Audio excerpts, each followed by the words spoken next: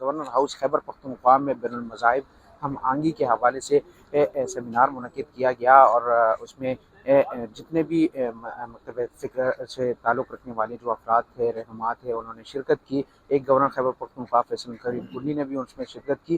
اس وقت ہمارے ساتھ تو قریشی صاحب موجود ہیں، ان سے بات کرتے ہیں اس تقریب کے حوالے سے۔ بہت شکریہ سر، کیا کہیں گے اس تقریب کا مقصد کیا تھا؟ بسم اللہ الرحمن الرحیم۔ سب سے پہلے تو آپ کا شکریہ۔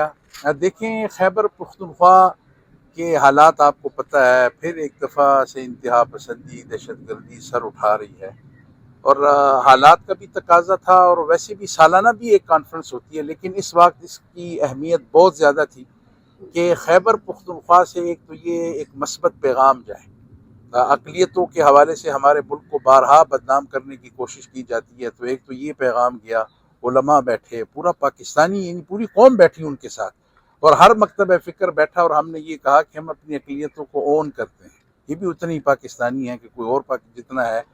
اور دوسرا یہ کہ خیبر پختونخوا سے یہ پیغام جائے وحدت کا، یونٹی کا، اتفاق اور اتحاد کا، تو یہ اس کا ایک عملی مظاہرہ تھا، اور بڑا عالی شان تھا، اور بڑا کھل کے بتا دیا گیا ان لوگوں کو بھی کہ جو اس ملک کو ڈیسٹیبلائز کرنا چاہتے ہیں، جو اس کے دشمن ہیں، کہ ہم ایک ہیں، ہمارے اندر کوئی تفرقہ، کوئی اختلاف نہیں۔ پاکستان کی بات آئے گی تو انشاءاللہ ہم سارے اکٹھے ہیں، اور ہماری فوج اور ہمارے سیکیورٹی کے جتنے ادارے جو اس ملک کی خدمت کر رہے ہیں، اس کے دفاع کے لیے قربانیاں دے رہے ہیں، ہم ان کے شانہ بشانہ کھڑے ہیں اور ان کی قربانیوں کو سلام کرتے ہیں۔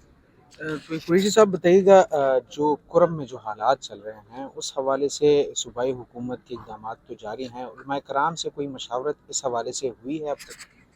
دیکھیں، بالکل ہوئی ہے، لیکن کرم کی حالات کی نوعیت اس طرح کی ہے کہ میرا خیال ہے ادارے بھی لگے ہوئے ہیں اس میں، اور زیادہ تر کردار میرا خیال ہے کہ جو قبائلی مشران ہوتے ہیں، جو اس علاقے سے تعلق رکھنے والے ہیں، اس کی ڈائنامکس کو اچھی طریقے سے سمجھتے ہیں، تو میرا خیال ہے ان کو زیادہ رول دیا گیا ہے۔ لیکن علماء بھی بیک اپ پہ ہیں، بہت سارے علماء جا بھی چکے ہیں، کچھ اعلانیہ طور پہ نہیں گئے، کچھ میڈیا پہ نہیں بھی آیا، تو سارے آن بورڈ ہیں اور اس مشاورت میں انشاءاللہ شریک ہیں۔ لیکن اب تو مجھے بڑی امید ہے کہ معاملات انشاءاللہ امن کی طرف اور خیر کی طرف جائیں گے۔